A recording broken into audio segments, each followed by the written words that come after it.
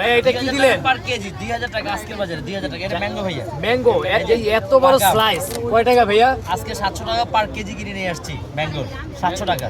হ্যাঁ, এটা হচ্ছে গিয়ে আপনার একদম পাকা আম। মানে উনি বলছে যদি কাটার পরে যদি কালো হয় আপনি নিয়ে আসবেন, কালকে আপনাকে টাকা সহ আরো 1 কেজি বেশি বোনাস দেবে। তাই? হ্যাঁ, এই কারণে দেখছেন কোনো কালো দাগ টাক আছে। তাহলে এই এত বড় স্লাইসটা কয় টাকায় দিচ্ছেন? 100 টাকা।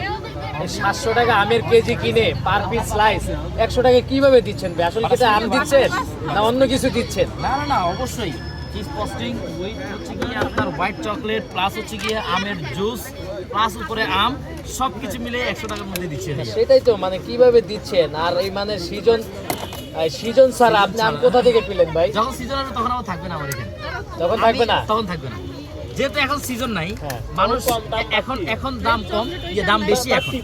এখন দাম বেশির কারণেই হচ্ছে গিয়ে মানুষের একটা আকর্ষণ আছে। যখন হচ্ছে গিয়ে দাম কম থাকে তখন তো সবার বাসায় আম থাকবেই, তাহলে আমার এখানে কেন এসে আম খাবে?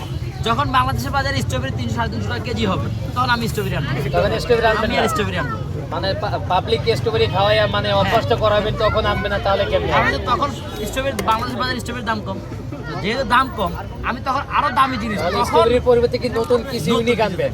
ইয়েস রাইট, নতুন ইউনিক কিছু অবশ্যই আসবে। আপনি ধরে ফেলছেন, মানে হচ্ছে নতুন কিছু থাকবে ভাই। হ্যাঁ, রসমালাই আছে, এটা রসমালাই দেন তো আমাকে, এই রসমালাই তো একটা। আমার কথা হচ্ছে ভাইয়া সব কিছু সব সময় নতুন থাকবে, নতুনত্ব ছোঁয়া যদি না থাকে তাহলে হয়। আর জাকির ভাইয়ের কিছু মানে কেক স্টলে মানে বলতে জাকির ভাই মানে হচ্ছে কিছু নিত্য নতুন কিছু থাকবে, এরকম কিছু মানে এটা হলো জাকির ভাই। অবশ্যই রোজার মাস, মাহে রমজান 18 ফেব্রুয়ারি 18 ফেব্রুয়ারি আমাদের কাছে হচ্ছে গিয়ে আল্লাহ তাআলার একটা রহমত আসতেছে, মাহে রমজান। ইনশাআল্লাহ রমজানে কিন্তু বসে থাকবো না, রমজানে কি ব্যবসা করবেন? অবশ্যই করবো। কি ব্যবসা? মানে জাকির ভাই কেক ব্যবসায়ী করবে। ভাই রমজানে কি কেক দিয়ে কি ইফতারি করাবেন নাকি, মানে রোজা খোলাবেন? অবশ্যই করাবো, তবে ইউনিক কেক। এমন একটা কেক নিয়ে আসবো যেটা কপি করার মতো কারো অবস্থা থাকবে না। কপি করতে করতে রোজা পড়ছে। জাকির ভাই তো কাউকে কপি করে না, মানে আমাকে দেখে যদি কেউ কপি করতেও চায়, কপি করতে করতে রোজা শেষ হয়ে যাবে।